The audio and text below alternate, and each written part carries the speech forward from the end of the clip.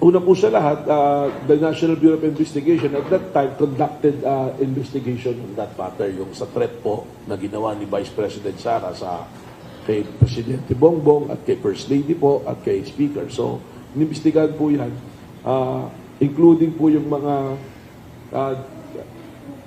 yung digital po, yung mga pronouncement po na nasa social media, tiningnan po yan. And alam naman na po natin that there was a case filed by NBI before the National Prosecution Service of DOJ. So, that will cover testimony and we will also bring the documents at saka video recordings na pina-authenticate po sa National Bureau of Investigation.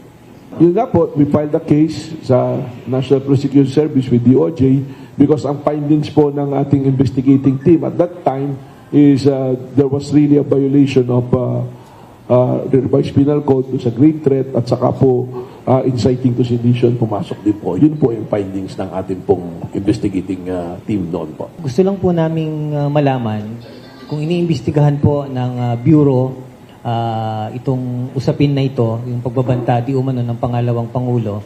Dumating ba tayo dun sa punto na natukoy natin kung sino yung sinasabi niya na kinontrata niya, na isagawa yung kanyang plano? Well, una po sa lahat naman ng papasok sa NBI na threat or anything to anyone, not only the President or any official, sa lahat po, pag pumasok, i-investigate po namin yan.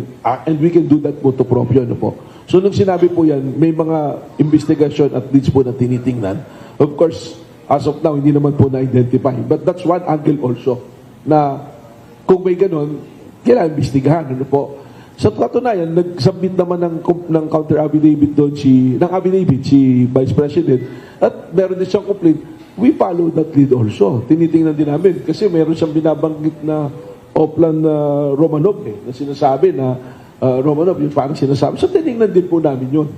Tinitingnan din namin yung mga nagbasa po kami ng mga reports, social media, lahat, postings, na nagre-request pala siya na mag-jogging doon sa loob ng Batasan Complex at that time. And there was a lead na sinasabi na pag nag-jogging siya ron, there will be an attempt. So lahat po yan, tiningnan po namin.